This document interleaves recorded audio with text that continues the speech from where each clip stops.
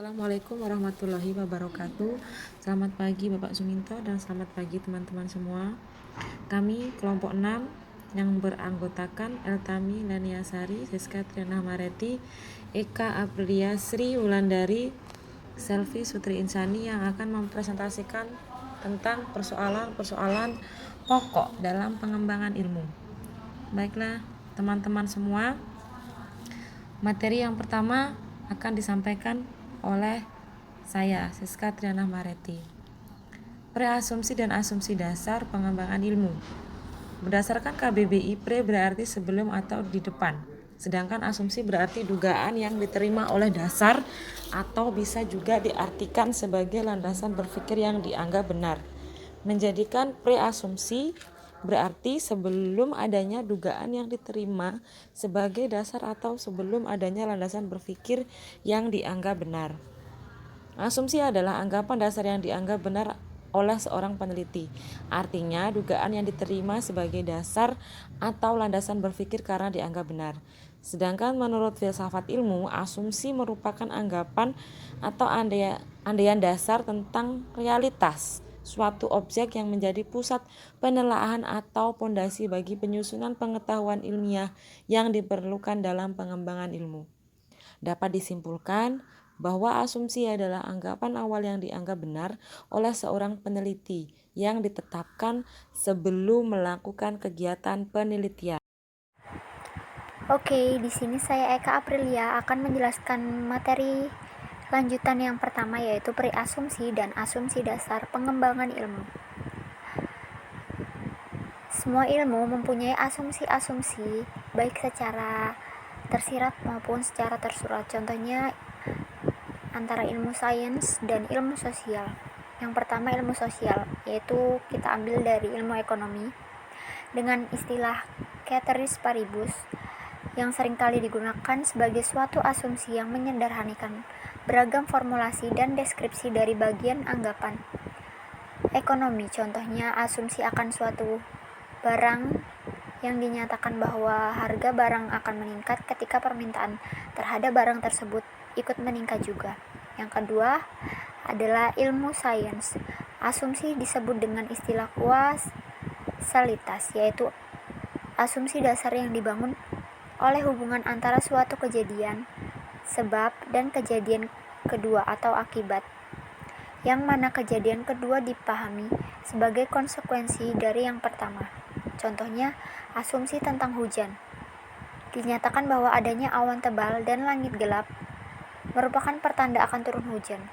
Tapi hal tersebut bukanlah suatu kebetulan, tetapi memang polanya sudah demikian. Kejadian tersebut akan terus berulang dengan pola yang sama.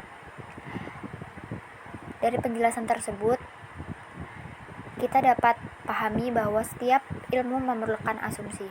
Asumsi tersebut untuk mengatasi penelaahan permasalahan suatu objek menjadi lebar. Oke, lanjut. Dalam pengembangan asumsi harus diperhatikan beberapa hal. Yang pertama, asumsi harus relevan dengan bidang yang ditujukan. Pengkajian disiplin keilmuan, artinya asumsi harus merupakan dasar dari pengkajian teoretis. Yang kedua, asumsi harus disimpulkan dari keadaan sebagaimana adanya, bukan bagaimana keadaan yang seharusnya. Terima kasih.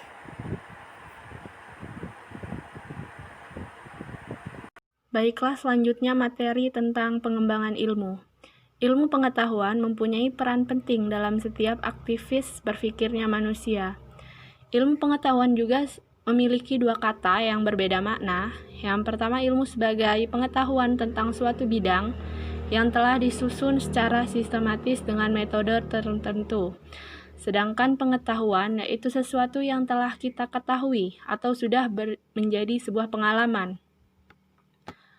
Dalam sumber pengembangan ilmu, pada dasarnya manusia menggunakan dua cara dalam memperoleh pengetahuan yang benar. Pertama, melalui rasio, dan kedua, melalui pengalaman. Paham yang pertama disebut sebagai rasionalisme atau paham rasio, sedangkan paham yang kedua disebut dengan paham empirisme. Rasionalisme adalah sebuah paham yang menekankan pikiran sebagai sumber utama pengetahuan, dan pemegang otoritas terakhir bagi penentu kebenaran secara logika.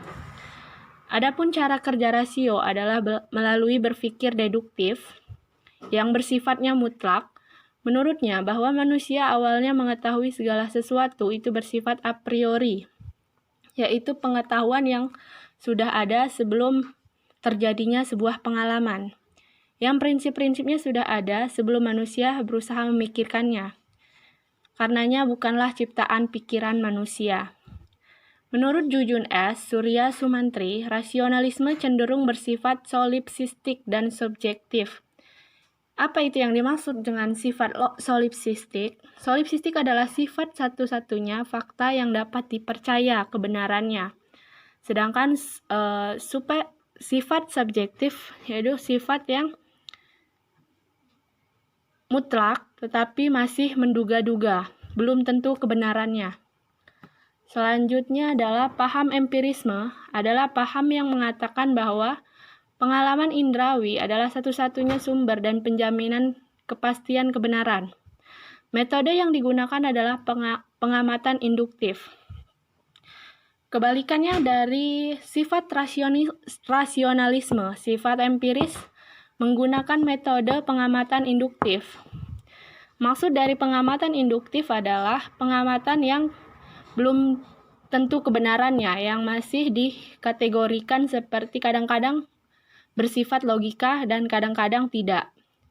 Seperti contohnya besi, jika dipanaskan akan memuai. Demikian seterusnya, di mana pengamatan kita akan membuahkan pengetahuan. Namun empirisme hanya akan memunculkan sifat-sifat atau fakta-fakta tanpa sebenarnya dipikirkan bahwa gejala itu tidak bersifat konsisten atau belum tentu berlaku umum. Karena mungkin saja terdapat hal-hal yang lain yang bersifat kontradiktif atau bertentangan. Selanjutnya yang terakhir yaitu selain rasionalisme dan empirisme, ada sumber pengetahuan lain yaitu ada dua, yaitu intuisi dan wahyu. Pengetahuan intuisi adalah kekuatan yang menurut Bergson dalam buku Amsal Bakhtiar, intuisi merupakan evolusi pengalaman tertinggi manusia di mana menitik beratkan pada pengetahuan yang langsung mutlak dan bukan pengetahuan yang nisbi.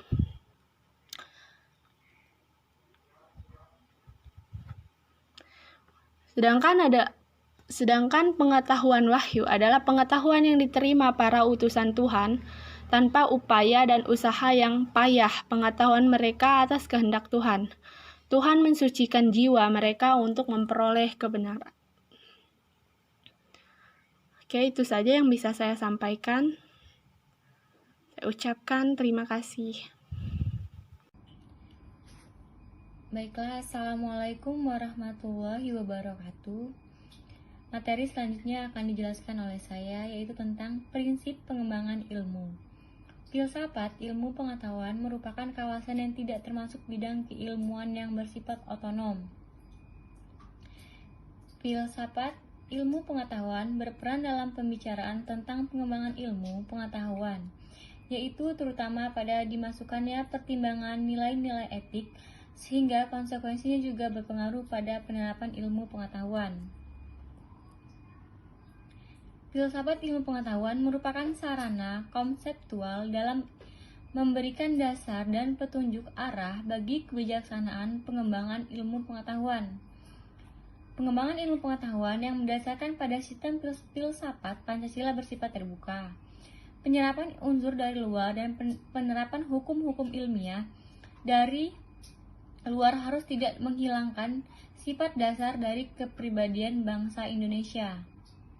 Ilmu pengetahuan dan hukum-hukum ilmiahnya yang berasal dari luar harus dijadikan unsur yang diserangkai dan memperkaya sistem filsafat Pancasila. Selanjutnya, batas-batas pengembangan ilmu. Ilmu memulai penjelajahannya pada pengalaman manusia dan berhenti pada batas pengalaman manusia. Jadi